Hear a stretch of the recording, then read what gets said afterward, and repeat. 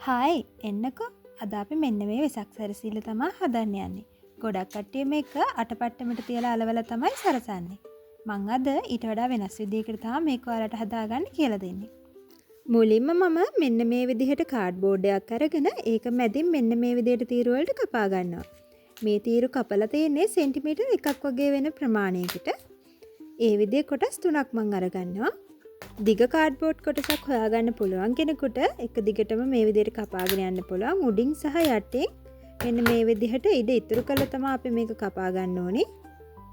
මෙන්න මේ විදිහට කපාගත්ත කොටස් ටික සේරම එකතු කරලා මම මේ විදිහට ස්ටේපල් කරගන්නවා. ඊට පස්සේ අපි මෙන්න මේ විදිහට රවුමට හදා ගන්න ඕනේ. ඊට පස්සේ මෙන්න මේ විදිහට උඩින් තද කරාම ඔයාලට මෙන්න මේ විදිහට හැදෙනවනේ.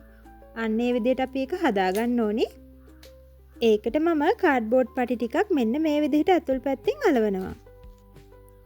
කාඩ්බෝඩ් පටි 4ක් විතර අලවගත්තම ඇති. ඔයාලට පේනවා ඇති ලොකු වෙනසක් කාඩ්බෝඩ් පටි අලවපු කොටස සහ අලවපු නැති කොටස මෙන්න මේ විදිහට වෙනසක් පේනවා ඇති. ඒ විදිහට අපි 4 පැත්තෙන් මේ විදිහට අලව ගන්න ඕනේ.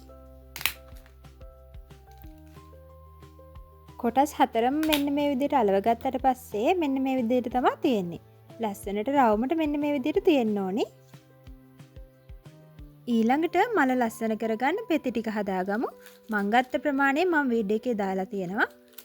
මෙන්න මේ විදිහට දිග අතට තියාගෙන මෙන්න මේ විදිහට අපි ඒක හදා ගන්න ඕනේ. වටාපතක් නවනා වගේ උඩ කොටස මෙන්න මේ විදිහට හදාගෙන ඊට පස්සේ මෙන්න මේ විදිහට අපි ඒක චුට්ටක් අඹර ගන්නවා. මේකට ඔයාලා කැමති නම් ගම් චුට්ටක් ගන්න. ගම් ගෑවේ නැති වුණා කියලා ප්‍රශ්නයක් වෙන්නේ නැහැ.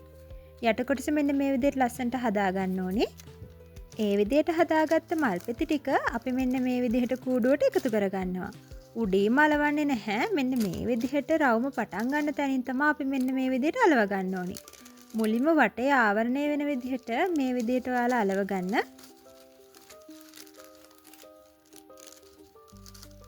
සම්පූර්ණයෙන් මේ විදිහට අලව ගත්තට පස්සේ ඊළඟ කොටස අලවනකොට පෙති දෙකක් අතරින් ඊළඟ පෙත්ත යන විදිහට මෙන්න මේ විදිහට අලව ගන්න.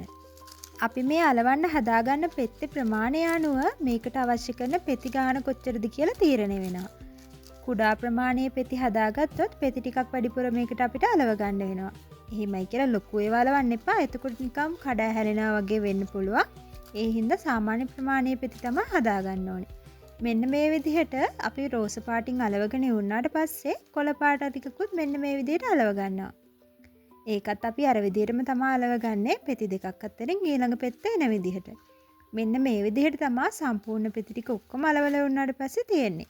මට මෙතන රෝස පාට කොළ දෙකමාරක් ගියා. කොළ පාට කොළ එකකින් තමයි මේ විදිහට සරසගෙන තියෙන්නේ. ඔයාලට මේක ලයිට් එකක් දාලා මේ විදිහට හදාගන්නත් පුළුවන්. එහෙම නැත්නම් මල අනිත් පැත්තට හරවලා පල්ලෙහාට එළෙන විදිහට හදාගන්නත් පුළුවන්. එහෙම නැත්නම් මෙන්න මේ විදිහට බිමින් තියලා හදාගන්නත් පුළුවන්. එහෙම නැත්නම් මං කරා වගේ මෙන්න මේ විදිහට රැලි එකතු කරලා ලස්සනට හදාගන්නත් පුළුවන්.